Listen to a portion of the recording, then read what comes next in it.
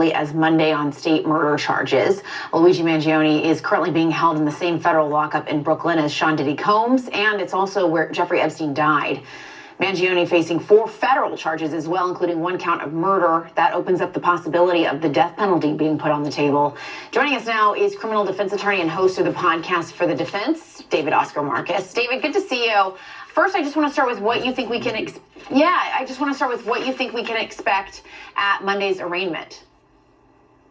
You know, the arraignment's going to be very straightforward, other than all the press and pomp and circumstance. I mean, I think the prosecution has already messed up the case with the perp walk, with the overcharging. Remember, Jessica, everybody thinks this is an open and shut case based on the evidence. So there's really only 2 ways to mess it up. One is by overcharging. The other is by getting sympathy or jury nullification. And so, you know, by overcharging the case with this terrorism charge, I think they've given the defense a big opening in the case.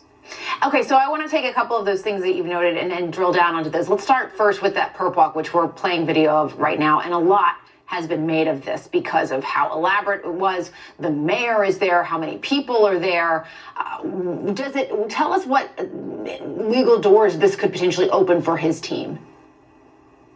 Well, the legal doors, not so many. I mean, there's no motion to file or a motion to dismiss or anything like that. Perp walks are done all the time.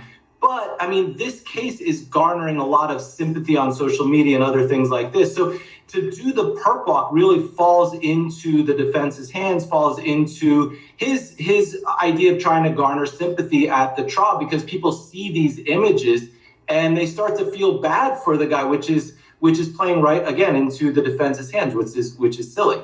And then we have this whole issue where Mangione's attorneys thought they were going to go into state court. They ended up going to federal court at the last minute. Now there are state charges, there are federal charges. You mentioned the terrorism charge.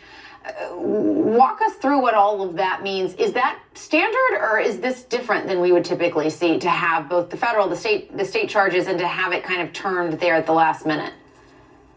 You know, the feds are not supposed to charge when the state charges. There's a policy against it. It's called the Pettit policy. It's not a binding policy, but they're not supposed to. But in high profile cases, you see it all the time as sort of a safety valve in case something in the state gets messed up. The feds want a piece of the action too. The problem with the terrorism charge in the state court, the problem with overcharging it, is a lot of times jurors react badly to that. And so you saw it recently in New York in the subway case where they had to dismiss the top count during deliberations. This just happened and they didn't learn from their mistake. And there's a long history of it happening, Jessica. In the Terry Nichols, Oklahoma City bombing case, they overcharged it and Nichols was acquitted of first-degree murder. He was convicted of conspiracy. But when you overcharge a case, you run the risk of turning the jury off. And you just saw it in the New York subway case. And federal prosecutors have not said yet if they will seek the death penalty. But how might that play a role in all of this?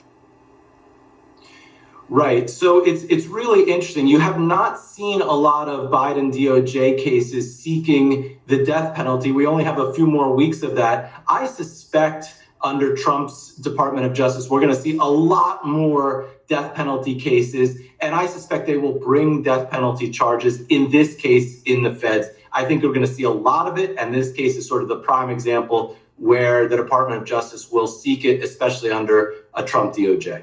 Yeah, that will be interesting to watch that play out. All right, David Oscar Marcus, as always, thanks so much for your time. We appreciate it.